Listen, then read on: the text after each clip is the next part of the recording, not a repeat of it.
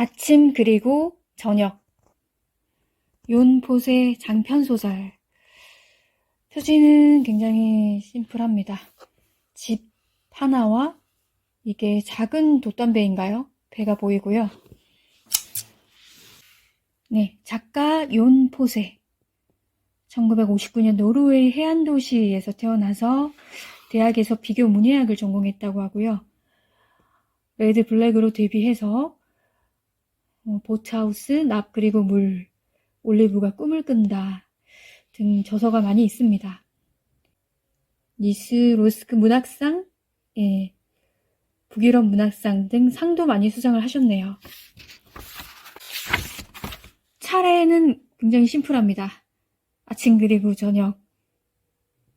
1, 7, 2, 30일. 의미가 있을까요? 옮기니의 말까지. 책은 좀 얇은 편입니다. 읽는데 오래 걸리진 않을 것 같고요. 어떤 내용일지 전혀 모르겠네요. 모든 것이 지나가 그의 때가 되면 쓰러져 다시 아무것도 아닌 것이 되어 왔던 것으로 돌아갈 것이다.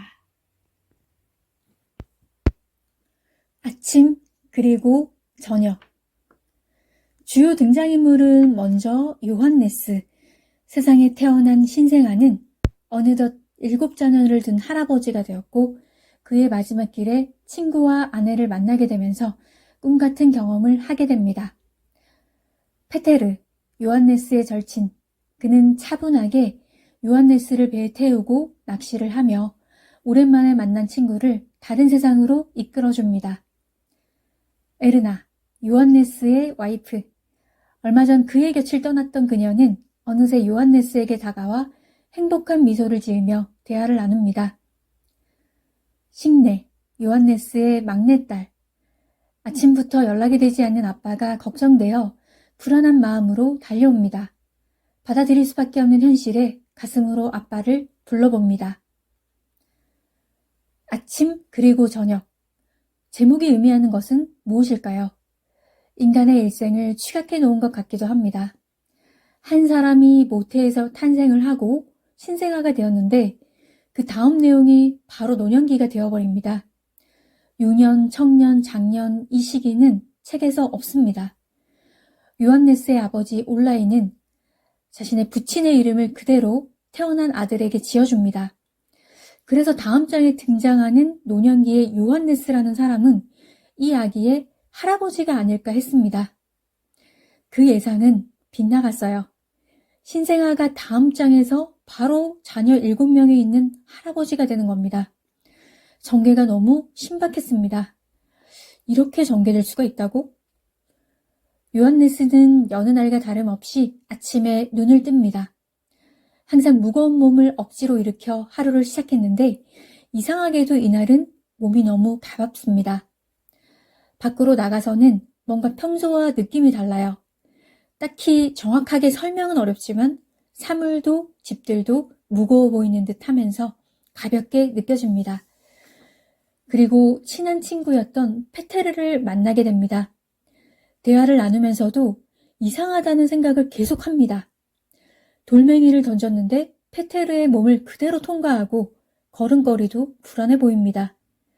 하얗게 센 치렁치렁한 페테르의 긴 머리는 꼭 잘라주고 싶다고 생각을 합니다.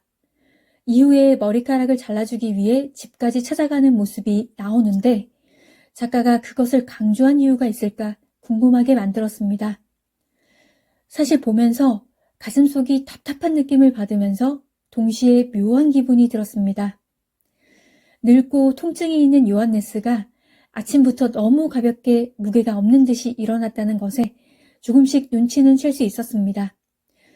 페테르는 이미 죽었는데 이날은 그를 만나 대화를 하고 심지어 먼저 하늘나라를 간 아내 에르나를 보게 됩니다.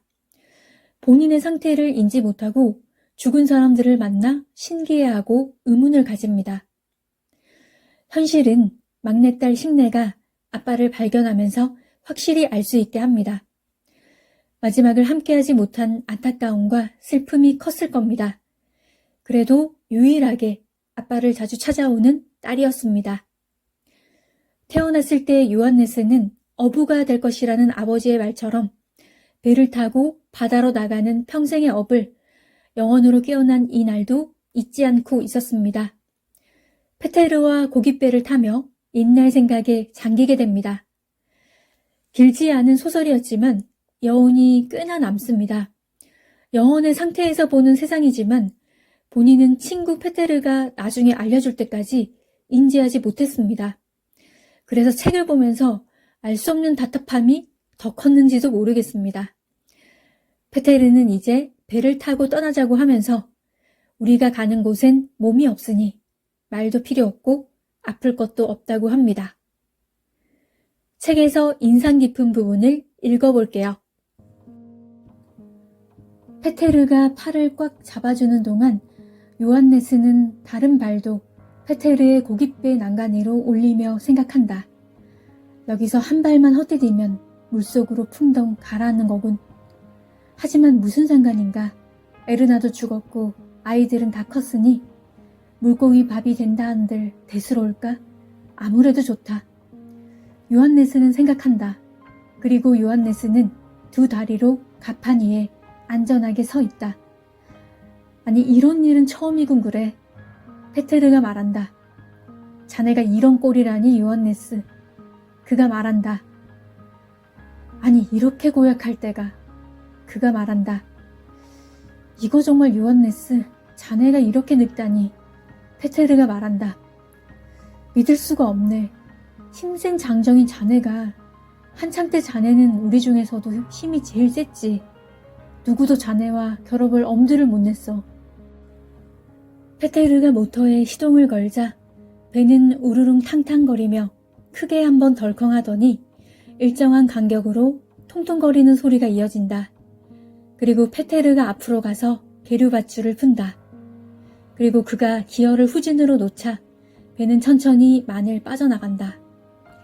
그리고 요한네스는 가만히 서서 언덕과 들판, 산과 해안에 늘어선 집들을 둘러본다.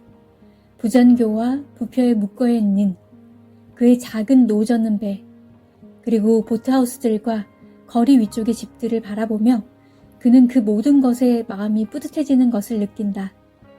야생초들과 그가 아는 모든 것, 그 모든 것이 이 세상에서 그가 속한 자리다. 그의 것이다. 언덕, 보트하우스, 해변의 돌들, 그 전부가. 그런데 그것들을 다시는 볼 수 없을 것만 같은 느낌이 든다. 하지만 그것들은 마치 소리처럼, 그렇다. 그 안의 소리처럼 그의 일부로 그 안에 머물 것이었다. 요한네스는 손을 들어 눈을 비비고 다시 바라본다. 모든 것이 아스라에 멀어져 가는 것을.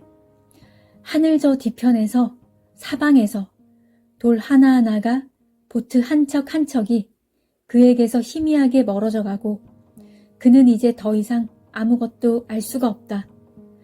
오늘은 모든 것이 과거 어느 때와도 다르다. 무슨 일이 일어난 것이 분명하다. 하지만 대체 무슨 일일까? 요한네스는 생각해보지만 한마디로 이해할 수 없다. 모든 것이 평소와 다름없으니까. 다른 것은 단지 그의 배를 타고 바다로 나가는 것이 아니라 페테르를 만났고 지금은 페테르와 함께 그의 계망을 거들어 바다로 나가고 있다는 것뿐.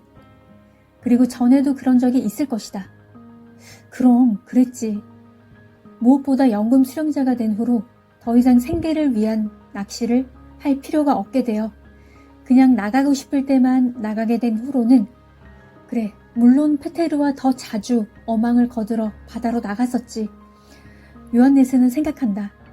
하지만 어째서 오늘 이 흐린 아침 모든 것이 이토록 크고 선명하게 눈앞에 보일까? 이해가 가지 않는군. 요한네스는 생각한다.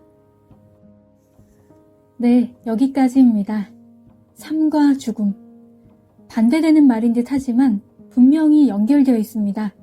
인간의 일생이 어떻게 보면 참 짧다는 생각이 문득문득 듭니다.